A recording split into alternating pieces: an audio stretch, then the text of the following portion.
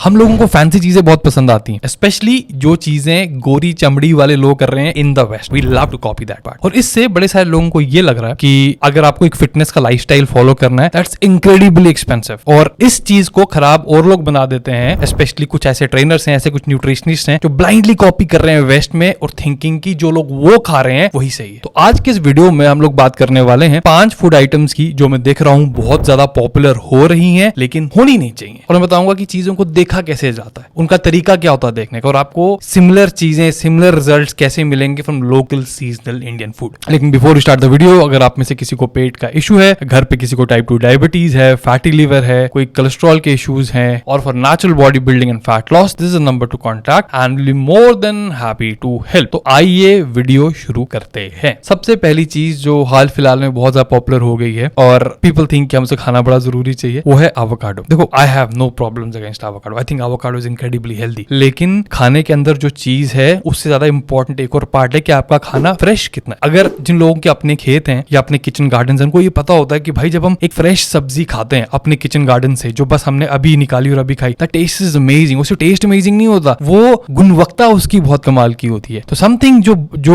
बहुत दूर से आती है, इंडिया में लोग एवोकाडो लगाना शुरू हो गए, लेकिन अभी टाइम लगेगा जब हम प्रॉपर लोकल सीजनल एवोकाडो हर जगह खा सकते हैं। देखो, एवोकाडो के हम बेनिफिट्स कैसे ले सकते हैं जो नॉर्मल इंडियन फ्रूट्स हैं, लेकिन उससे पहले हमें ये जानना जरूरी है कि भाई एवोकाडो ऐसा करता क्या कि लोग इतने पगलाए बैठे हैं इसके पीछे। देखो, अगर मैं एवोकाडो की बात करूं ना, तो जब भी हम चीजों की बात करेंगे तो मैं मैक्रोज कम माइक्रो से ज्यादा बात करूंगा, क्योंकि बड़े लोगों को पता है कि प्रोटीन फैट्स का आप सब भी बैलेंस कर सकते हैं, लेकिन बाकी चीजें कैसे। तो एवोकाडो की कुछ चीजें बताता हूँ। एवोकाडो मैग्नीशियम का बड़ा अच्छा सोर्स है, एवोकाडो पोटेशियम का बड़ा अच्छा सोर्स है, एवोकाडो कुछ बी विटामिन का अच्छा सोर्स है, और एवोकाडो कॉपर का अच्छा सोर्स है। तो पहले, अगर मेरे पास एवोकाडो नहीं है लेकिन मुझे स्टिल मैग्नीशियम रिच चीजें चाहिए अपनी डाइट में, तो कैसे लें। तो for the sake of discussion हम लोग क्या करेंगे, हम ये चीजें वेजिटेरियन ही रखेंगे, क्योंकि जो लोग नॉन वेज हैं वेजिटेरियन तो खाते ही हैं, तो कि सबके काम में इन्फॉर्मेशन आ सके। ठीक है, तो जो मैग्नीशियम है ये बड़ा ही इंपॉर्टेंट मिनरल है और ये बॉडी को रिलैक्स करने में बहुत हेल्प करता है। तो अगर मैग्नीशियम की कमी है तो आपकी स्लीप जो है थोड़ी इफेक्ट हो सकती है। तो क्या किया जाए, क्या खाया जाए ताकि मैग्नीशियम सही से काम करे। एक 30 ग्राम की सर्विंग जो कैश्यूज की होती है ना, उसमें आराम से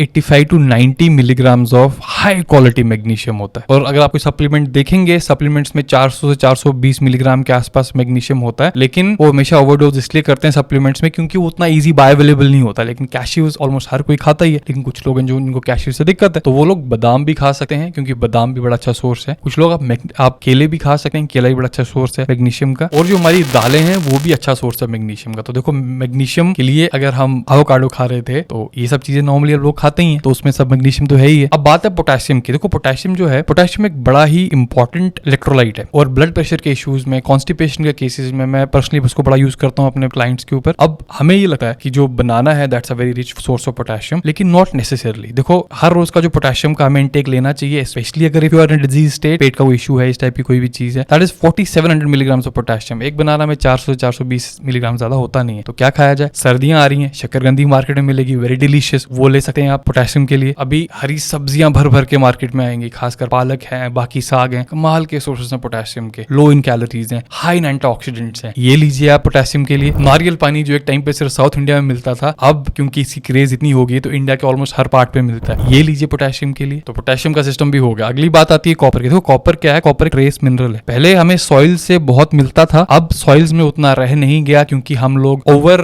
फार्मिंग कर रहे हैं और उनसे चीजें निकलती जा रही हैं। तो अगर आपको डाइट से लेना हो तो क्या, कैसे लिया जाए, इसके लिए भी जो आपके आमंड्स हैं, जो आपके कैश्यूज हैं, उसके बाद आपके जो तिल के बीज हैं, ये बड़े कमाल के सोर्सेज हैं कॉपर के। जो लोग नॉनवेज खाते हैं वो आप लीवर भी खा सकते हैं, और वेज में स्पिरुलिना जो है उसमें भी अच्छा सोर्स होता है कॉपर का। तो ये सब चीजें हैं ही जिनमें कॉपर होता है। अब एक चीज मैं आपको बता देना चाहता हूँ, जैसे मैं बादाम की बात करता हूँ, नॉर्मली जो कैलिफोर्नियन आमंड्स मिलते हैं वो सबसे बेकार क्वालिटी के आमंड्स होते हैं, और जो सबसे सस्ते भी वही होते हैं। आप देखो, थोड़ा सा जैसे गुरबंदी करके बादाम आते हैं, आप उनमें इन्वेस्ट कीजिए। ड्राई फ्रूट्स का भी क्या है कि जो क्वालिटी है वो डिपेंड करती है, अलग अलग ग्रेड्स होते हैं। मोस्टली सबसे सस्ती जो होती है वो सबसे बेकार वाली होती है, और थोड़ा सा ज्यादा पैसा खर्च करके you can get like really high quality dry fruits. तो यहाँ पे है ना जहाँ पैसे लगाओ आप यार, यहाँ पे चीज है पैसे लगाने वाली। और जब भी आपको कोई एक एक्सोटिक फूड आइटम बेचने की कोशिश करे, आप देखो इसमें क्या क्या चीजें हैं और हम बाकी फूड आइटम से कैसे मंगा सकते हैं। ठीक है, तो पहला पार्ट तो हो गया आपका ये एवोकाडो। एवोकाडो आप रिप्लेस किससे कर दो, हरी सब्जियां, नट्स, दालें, थोड़े से सीजनल फ्रूट्स, और आपको सारी गुणवत्ता मिल ही जाएगी, और बाकी एंटीऑक्सीडेंट्स और मिल जाएंगे। क्योंकि ऐसा कुछ नहीं कि एवोकाडो में कुछ अलग से एंटीऑक्सीडेंट्स हैं, जितने रंग आप खाते हैं फ्रूट्स एंड वेजीज के, उतनी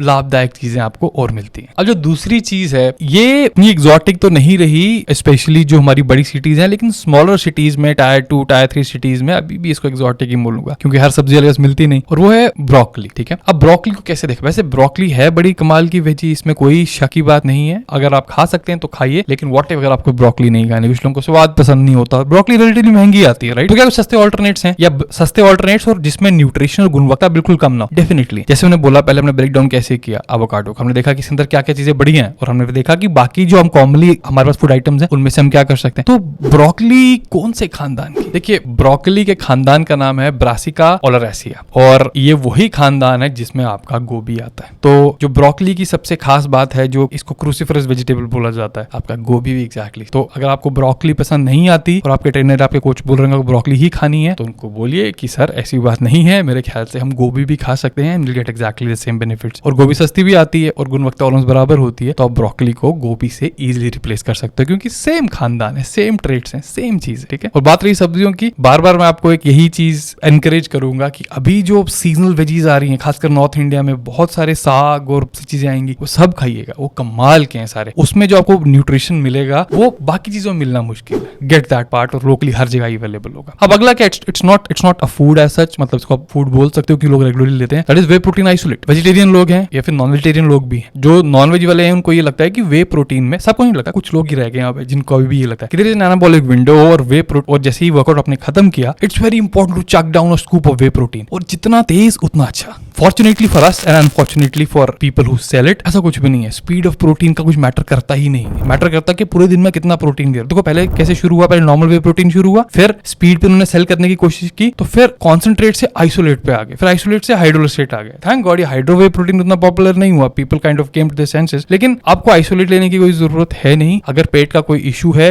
और कुछ लोगों को ये जो कॉन्सेंट्रेट वाला पार्ट है ये दिक्कत जरूर करता है, लेकिन जो आइसोलेट वाला पार्ट है हो सकता है वो भी करे। अगर वो कर रहा है तो आई वुड से choose something which is unflavoured. और जो लोग नॉन वेजिटेरियन उनको मैं ये बोलूंगा कि ट्राई वीगन प्रोटीन्स आल्सो, क्योंकि देखो आपको ये देखना है कि आपकी डाइट में कितने अलग अलग सोर्सेज ऑफ खाने आ रहे हैं। तो अगर हम जैसे दूध दही अगर बहुत खा रहे हैं या चिकन बहुत खा रहे हैं, तो वे ही क्यों, मतलब you can have some pea protein isolate, उस टाइप की कोई चीज काम में बराबर करते हैं, लेकिन नॉन वेज वालों को जरूरत होती नहीं है। और अगर वे प्रोटीन ले रहे हैं, कॉन्सेंट्रेट इज फाइन, आइसोलेट लेने की कोई भी जरूरत नहीं होती। अगला है जो वो है ऑलिव ऑयल। देखो ऑलिव ऑयल भी ऑलमोस्ट ब्रोकली एवोकाडो टाइप चीज है। अब ऑलिव ऑयल में चीज क्या है कि जो हमारी कुकिंग के लिए है बिल्कुल भी नहीं है। दो चीजें देखी जाती हैं जब भी हम ऑयल को जज करते हैं। पहला पार्ट कि क्या वो रिफाइंड है या अनरिफाइंड। जो रिफाइंड चीजें होती हैं हमें वो चीज नहीं खानी है, क्योंकि जो केमिकल प्रोसेस यूज होता है रिफाइनमेंट में, उसकी कुछ ना कुछ चीजें फाइनल प्रोडक्ट में भी आएंगी और बढ़िया चीज नहीं है। ठीक है, और दूसरा पार्ट है कि भाई ओमेगा 3 बाई ओमेगा 6 रेशियो क्या है, और 3 है, वैसे मैं भूल गया, 3 चीजें हैं जब डिसाइड करना ऑयल कौन सा यूज करना हो। जो थर्ड पार्ट ये है, third part basically smoke point, और वहां पे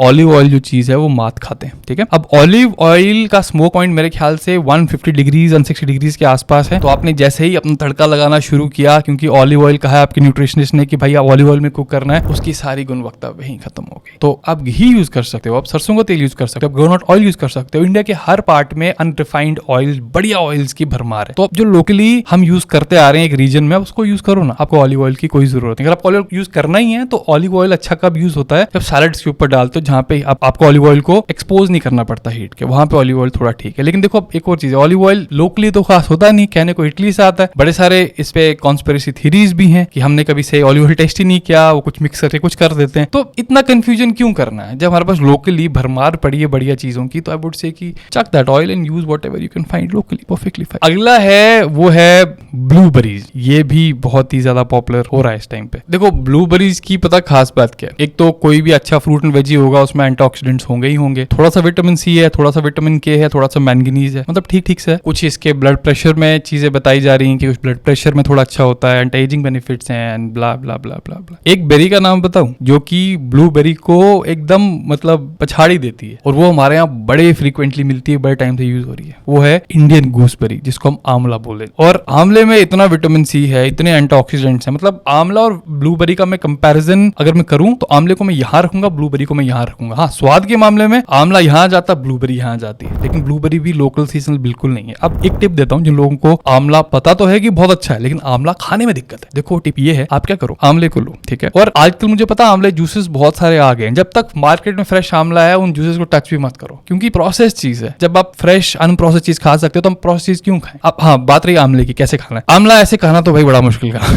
ठीक है। आप क्या करो, आप एक ब्लेंडर लो, ब्लेंडर में आंवले को डालो, उसमें थोड़ा सा पानी डालो, थोड़ा नमक डालो, थोड़े काले मिर्च डालो, और उसमें ब्लेंडर में ना चला दो उसको पूरे प्रोसेस को। तो जो पानी बनेगा उसमें आंवला बनेगा, उसको कुछ निकालना नहीं, पी जाना, आराम से पिया जाता है। तो एक पूरा आंवला अंदर, कमाल का विटामिन सी, कमाल के एंटीऑक्सीडेंट, सब चीजें बढ़िया। आपको पैसे खर्चने की खास जरूरत भी नहीं पड़ेगी, क्यों आंवला इतना इजी और चीप मिलता है, ठीक है। अब ये थे 5 वेजिटेरियन चीजें, लेकिन ऑन टॉप ऑफ इट मैं एक और नॉन वेज चीज देना चाह रहा हूँ, क्योंकि काफी लोगों को शायद हेल्प हो। मैं ये चीज देखता हूँ, और ये बात एवोकाडो ब्लूबेरी टाइप चीज ही है, let's call it avocado blueberry effect और व्हाटएवर इट इज। अगर हम फिश की बात करें, इंडिया की इतनी लंबी कोस्ट लाइन है भाई, आप गुजरात से लेकर आपका महाराष्ट्र, कर्नाटका, केरला, आंध्रा, तेलंगाना, आपका वेस्ट बंगाल, मतलब इतनी कमाल की फिशेस हमारे यहाँ मिलती है, लेकिन लोगों को सैमन खानी है जो कि नॉर्वेगियन हो, जो बड़े दूर से है। फॉर्मेलिन का नाम सुना है, कुछ लोगों ने सुना होगा। फॉर्मेलिन क्या चीज है, जब मुर्दा घर में मुर्दों को रखा जाता है, उनकी बॉडीज डिकम्पोज ना हो, वहां पे फॉर्मेलिन यूज किया जाता है। फिश इंडस्ट्री में भी बड़ा सारा फॉर्मेलिन यूज हो रहा है। अब मान के चलो, गोवा से दिल्ली तक कोई चीज आती है, या गुजरात के तट से दिल्ली तक कोई चीज आ रही है, उसमें फॉर्मेलिन भर भर के मिला है, तो व्हाट डू यू थिंक कि जो चीज 7 समुंदर पार आ रही है उसमें कोई फॉर्मेलिन नहीं होगा। तो बात वही आती है, जो लोकल और सीजनल चीजें हैं वो लीजिए। और अगर आपको फिश रेगुलरली खानी है तो आज somebody who has been doing for a very long time को पता कि अच्छी फिश कैसे डिटेक्ट करते हैं। जो चीज लोकल रीजनली आ रही है वो चीज खाइए, बहुत दूर वाली चीजों को अवॉइड कीजिए। और जो फॉर्मेलिन वाला पार्ट है, हमारी जो FSSAI है वो स्ट्रांगली मना करती है, क्योंकि ये कैंसरस भी हो सकती है या आपकी किडनीज के लिए खराब हो सकती है। तो ये सब चीजें अपने दिमाग में रखिए, अपने खाने को जानिए, खाने की मार्केटिंग पिच पे मत जाइए, क्योंकि उससे आप अपने लिए और अपने परिवार के लिए कभी भी सही डिसीजंस नहीं ले सकते। तो मेरे ख्याल से आई होप ये जो वीडियो थी, इसमें जो इन्फॉर्मेशन थी, ये आपके टाइम की वर्थ थी। और अगर आप अभी तक वीडियो देख रहे हैं, thank you so much. I will see you next time, till then bye bye.